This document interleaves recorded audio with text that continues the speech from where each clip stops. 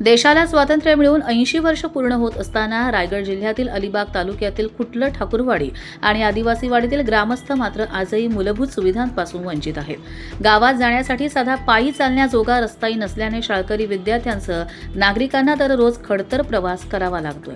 पावसाळ्यात तर येथील परिस्थिती अधिकच गंभीर बनते। खुटलं ठाकूरवाडी आणि आदिवासी पाडी परिसरात सुमारे 30 ते 40 कुटुंब वास्तव्यास आहेत। मागील सुमारे 40 वर्षांपासून नागरिक या वाड्यांमध्ये राहत असतानाही त्यांच्या वाड्यापर्यंत जाण्यासाठी अद्याप पक्का रस्ता झालेला नाही। मुख्य रस्त्यापासून वाडीकडे जाणारी वाटच नागरिकांसाठी एकमेव आधार आहे। मात्र पावसाळ्यात या पायवाटेवर मोठ्या प्रमाणात पाणी साचतं आणि अनेक ठिकाणी पाण्याचा प्रवाह ओढ्यासारखा वाहत असल्याने विद्यार्थ्यांना शाळेत जाण्यासाठी धोकादायक परिस्थितीतून वाट काढावी लागते। शाळकरी मुलांना दररोज या पायवाटेवरून प्रवास करावा लागतो। पावसाचा जोर वाढला की पालकांची चिंता वाढते। एखादा विद्यार्थी घसरून पडण्याची किंवा पाण्याच्या प्रवाहात अडचणीत येण्याची भीती असते। त्यामुळे शिक्षणासाठी जाणाऱ्या विद्यार्थ्यांचा प्रवासही धोकादायक बनलाय। केवळ विद्यार्थ्यांचीच नव्हे तर आजारी, ज्येष्ठ आणि गरजू नागरिकांची मोठी गैरसोय होतीये। एखाद्या रुग्णाला तातडीत रुग्णालयात नेण्याची वेळ आल्यास वाहन वाढत पोहोचणे कठीण आहे। त्यामुळे रुग्णाला पायी मुख्य रस्त्यांपर्यंत आणावं लागतं। पावसाळ्यात ही समस्या आणखी गंभीर होते।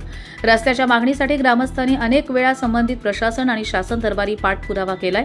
निवेदनं देऊन तसेच वारंवार मागणी करूनही अद्याप ठोस उपाययोजना झालेली नसल्याचं ग्रामस्थांचं म्हणणं आहे। त्यामुळे प्रशासनाच्या दुर्लक्षाबाबत नागरिकांमध्ये तीव्र नाराजी आहे। स्वातंत्र्याला 80 वर्ष झाली तरी आमच्या वाडीत जाण्यासाठी रस्ता नाही। आम्हाला मोठ्या सुविधा नकोत, किमान पायी सुरक्षितपणे चालता येईल असा रस्ता तरी करून द्यावा अशी मागणी ग्रामस्थांनी केली आहे। आता तरी प्रशासनाने या वाड्यांची प्रत्यक्ष पाहणी करून रस्त्याचा प्रश्न मार्गी लावावा आणि विद्यार्थ्यांसह ग्रामस्थांचा खडतर प्रवास थांबवावा अशी अपेक्षा व्यक्त होतीये।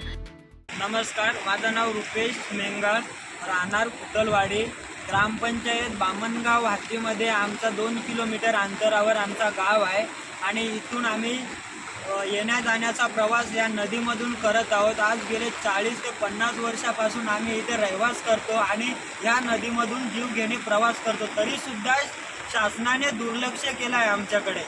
आज प्रत्येक टायमाला आम्ही निवेदन देतो शासनाला। शासन म्हणते की पुढच्या वर्षीपर्यंत तुम्हाला आम्ही पूल बांधून देतो असे आश्वासनं देतात आणि ती फक्त आश्वासनच राहतात आणि प्रत्यक्षात तिथे काहीच नाही आहे। आम्ही जीव घेणे प्रवास करतो। लहान मुलं शाळेमध्ये जायचं झालं तरी आम्हाला ही नदी पलटून त्या साईडला जायला लागते आणि प्रत्येक टायमाला आम्ही दोराला बांधून किंवा जीव घेणे प्रवासामधून आम्ही या साईडच्या त्या साईडला काढतो।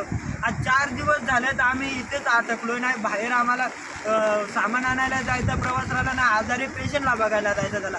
त्या गावामध्येच आमचं एक रुग्ण आहे सिव्हिल हॉस्पिटलमध्ये, त्यांच्या घरच्या मंडळीला बघायला जाण्याला प्रवास नाही। तर मग आज त्याला कुठलं काय झालं तरी इकडे आणायला प्रवास नाही या नदीमधून। आणि सार्वजनिक बांधकामचे, त्याच्यानंतर बांधकाम विभागाचे उपाभियंता, जिल्हा परिषदचे कार्यकारी अभियंता स्वतः प्रत्यक्षात गावामध्ये पाहणी करून गेलेत। आज त्या इंजिनियर ते स्वतः गावामध्ये येतात, ते मोजमाप करून नेतात आणि ते म्हणतात की आपण निवेदन पाठवतोय। मग जिल्हा परिषद हे निवेदन मंजूर करत का नाही आणि त्याच्यानंतर जिल्हा परिषदने जर नियोजनला पाठवलं तर मग नियोजन हे मंजूर का नाही करत? नियोजन म्हणते की आमच्याकडे नाही, होणार नाही। जिल्हा परिषद म्हणते की आम्हाला वरिष्ठ स्तरीय पाठवायचा अधिकार नाही। प्रत्येक टायमाला इकडूनचं तिकडेच शासन करते। बांधकाम विभाग म्हणते की आमच्यात होणार नाही, कलेक्टर म्हणते की आमच्याकडे होणार नाही त्यांच्या ऑफिसला पाठवल्याच्या नंतर। मग आम्ही आदिवासी आहोत म्हणून आम्हाला शिक्षणदार नाही म्हणून तुम्ही काय ना काहीतरी तुमचा मार्ग काढून यंदाचा वर्ष जाऊ दे, पुढचा वर्ष असं तुम्हीच ढकलताय। प्रत्येक टायमाला काय ना काहीतरी खोटं सांगून आम्हाला खोटी आश्वासनं देऊन यंदा करून असंच तुम्ही आमच्यावर दुर्लक्ष केलं आहे। मग याचा अर्थ तुमचं असं म्हणणं आहे की ह्या गावातली लोकही ह्या पाण्या पावसामध्ये मेल्या पाहिजे, हेच तुमचं हे आहे। शासनाने योग्य ती कारवाई करून आम्हाला लवकरात लवकर योग्य तो मार्ग दिला पाहिजे आणि आमचा पूल झाला पाहिजे। खुटलवाडीवर झालेला आहे आणि सरकार आमची दखल घेत नाही। मग आदिवासी वाहून जाऊ दे काय, तेच ठरवलं आहे सरकारनं, बरोबर आहे ना? हां, जाऊ दे, सगळी जाऊ दे।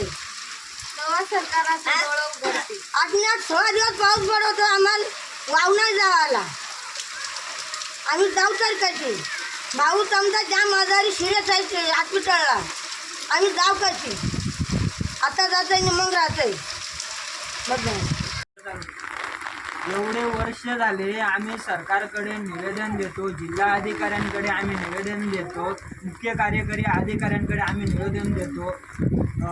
आम्हाला म्हणतायत की जिल्हा परिषद म्हणते की आम्ही जिल्हा नियोजनला पाठवलं.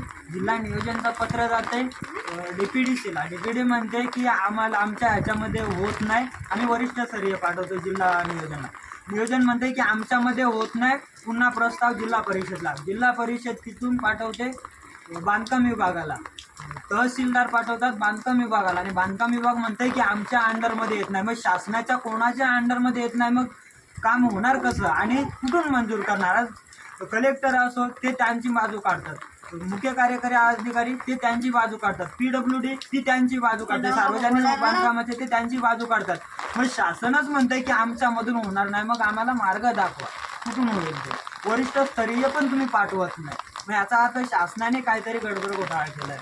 आज एवढे वर्ष आम्ही इथे या पावसामध्ये जीवघेणी प्रवास करतो. लहान मुलं शाळेमध्ये येण्या जाण्याचा प्रवास, मोठी मुलं शिक्षणासाठी अलिबागला जाण्यासाठी त्यांचा प्रवास अडकतो. त्यांना नाही शिक्षण घेत आहेत, डिलेवरीसाठी जातात, डिलेवरीच्या महिला आहेत किंवा आजारी पेशंट आहेत. आम्हाला ये जा करण्याचा पर्यायच राहिला नाही, पूर्ण संपर्कच तुटून जातो. आणि कित्येक वर्ष आम्ही निवेदन करायचं, प्रत्यक्षात कागदावर कामं होतात आणि ते पण जिल्हा नियोजन म्हणते की जिल्हा परिषदमध्ये जाऊ दे, जिल्हा परिषद म्हणते जिल्हा नियोजनला जाऊ दे. कलेक्टर साहेब सांगतात की ठीक आहे करून देऊ आणि करत नाही, काय नाही. बांधकाम विभाग म्हणते की आमच्याकडे नाही. सगळ्यांचा प्रस्ताव माझ्याकडे पुरावे आहेत त्याचे. कर्जत लाईव्हसाठी अमोल कुमार जैन, रायगड.